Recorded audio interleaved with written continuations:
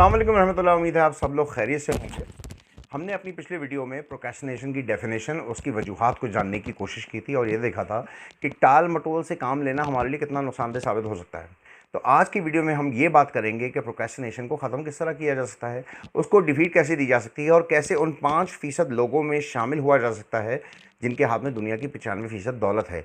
या दूसरी डेफिनेशन के मुताबिक ये 5% लोग वो हैं जिन्होंने प्रोक्रेस्टिनेशन की बीमारी को, टाल मटोल की बीमारी को शिकस्त देकर फतह हासिल की है और अपनी ज़िंदगी को कामयाब ज़िंदगी में तब्दील किया है। सबसे पहली बात ये कि अपने कामों को छोटे छोटे पार्ट्स में डिवाइड कर लीजिए। कोई बड़े काम को करने से पहले उसको एनालाइज करें, उसको छोटे छोटे कामों में, छोटे छोटे स्टेप्स में, छोटे छोटे इकदाम के अंदर डिवाइड कीजिए और फिर उसको अंजाम देने की तरफ बढ़िए।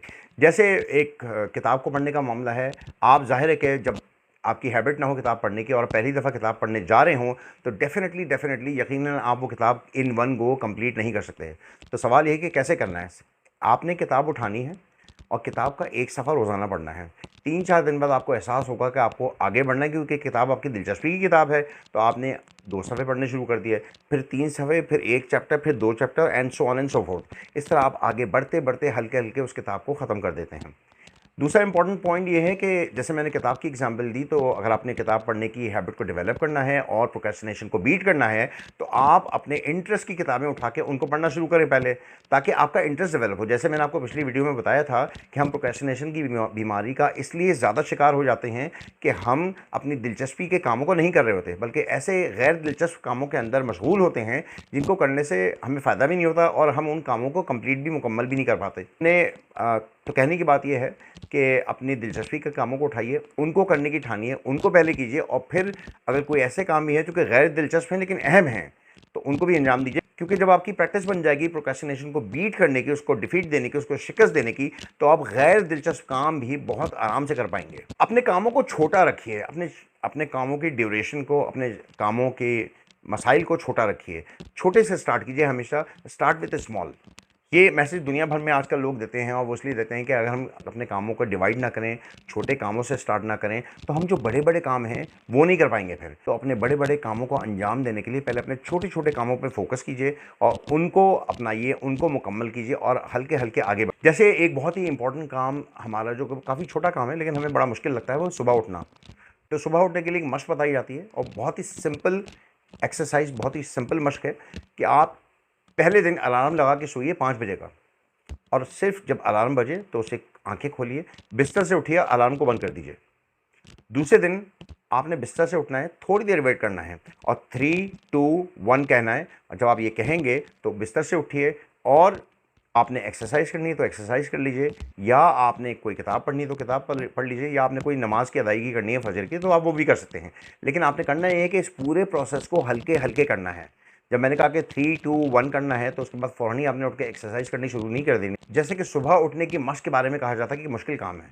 इस काम को करने उसका तरीका ये है कि पहले आप अपने मोबाइल में 5 बजे का अलार्म लगाइए और पहले दिन उस अलार्म को कहीं दूर रख दीजिए।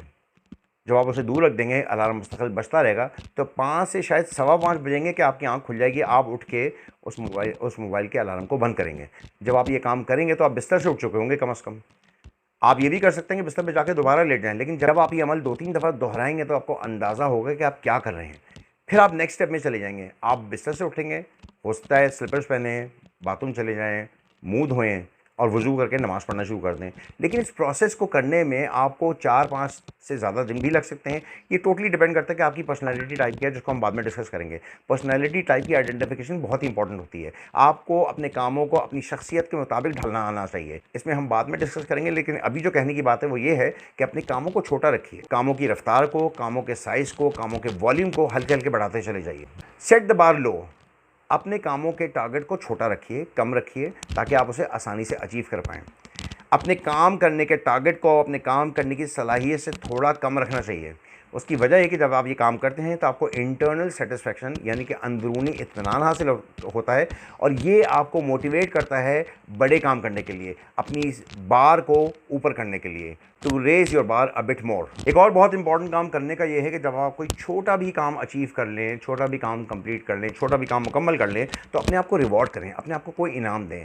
आप कहीं बाहर खाना खाने चले जाएँ, कोई अच्छे कपड़े ख़रीद लें, या जो भी आप रिवॉर्ड की डेफिनेशन मानते हैं उस रिवॉर्ड को अपने लिए मुख्तस कर दें, अपने लिए डेडिकेट कर दें, और ये टारगेट बनाएं कि जब मैं ये काम कंप्लीट करूँगा तो मैं अपने आप को इस तरह से रिवॉर्ड करूँगा। पार्किंसंस लॉ को इस्तेमाल कीजिए। पार्किंसंस लॉ ये कहता है कि if you have only 30 minutes of work to do but you got 2 hours to do it, then you will end up spending the entire 2 hours doing that particular work।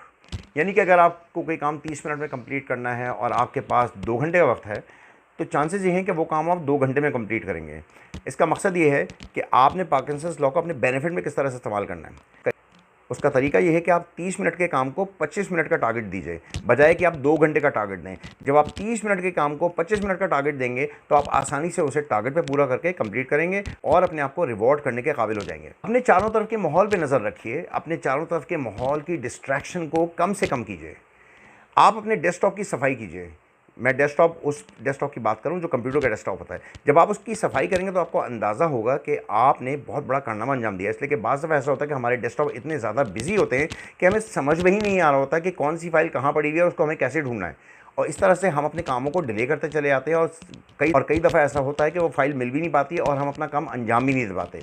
इसी तरह अपने आसपास के माहौल को, अपनी डिस्ट्रैक्शन को कम कीजिए। जब आपको कोई बहुत ही इंपॉर्टेंट काम करना है तो अपने मोबाइल फ़ोन को साइलेंट पर रख दें, अपनी सारी नोटिफिकेशंस को बंद कर दें और फोकस करें उस काम पे जिसके अंजामदही में आप मसरूफ़ हैं। अपने चारों तरफ के माहौल को इस तरह भी देखिए कि आपके माहौल में जो जो डिस्ट्रैक्शन आपको नज़र आ रही होती है, जैसे आपके कपड़े बिखरे हुए हैं, आपका कमरा बिखरा हुआ है, आपका सामान बिखरा हुआ है, तो उसको जमा करके रखें, उसको ऑर्गेनाइज़ करके रखें।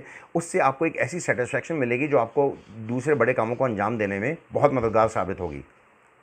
अपनी पर्सनैलिटी टाइप को समझने की कोशिश कीजिए। आप किस तरह के आदमी हैं, आप किस तरह की खातून हैं, ये बहुत इंपॉर्टेंट है आपके लिए जानना, और अपने कामों को अकॉर्डिंगली ऑर्गेनाइज़ कीजिए। देखिए, इसमें होता है कि मैंने जितनी भी ऊपर बातें की हैं, ये सारी की सारी आप अपने ऊपर एक साथ अप्लाई नहीं कर सकते। आपने करना ये है कि इन सारे पॉइंट्स को जमा करना है और ये देखना है कि आपकी पर्सनैलिटी किस तरह की है और कौन सी चीज़ आप पहले स्टार्ट कर सकते हैं और उसको करके अपनी प्रोक्रेस्टिनेशन की आदत को ख़त्म कर सकते हैं। मैं जैसे अपने पिछले व्लॉग में कहा था कि प्रोक्रेस्टिनेशन की बीमारी यानी टाल मटोल की बीमारी हमारी कौमी बीमारी है। हम में से अक्सर लोग जो हैं वो टाल मटोल का शिकार हैं और अपने बहुत ही इंपॉर्टेंट कामों को अंजाम नहीं दे पाते। मेरी आपसे दरख्वास्त है कि इस प्रोक्रेस्टिनेशन की बीमारी को डिफीट कीजिए। हम न सिर्फ इनफरादी तौर पर बल्कि बहैसियत मजमूई एक कौम के तौर पर, बहैसियत एक कौम आगे बढ़ सकें और दुनिया की अक़वाम में सर उठा के जी सकें। आपसे इंशाल्लाह अगले व्लॉग में दोबारा मुलाकात होगी। अस्सलामु अलैकुम व रहमतुल्लाहि व बरकातुहू।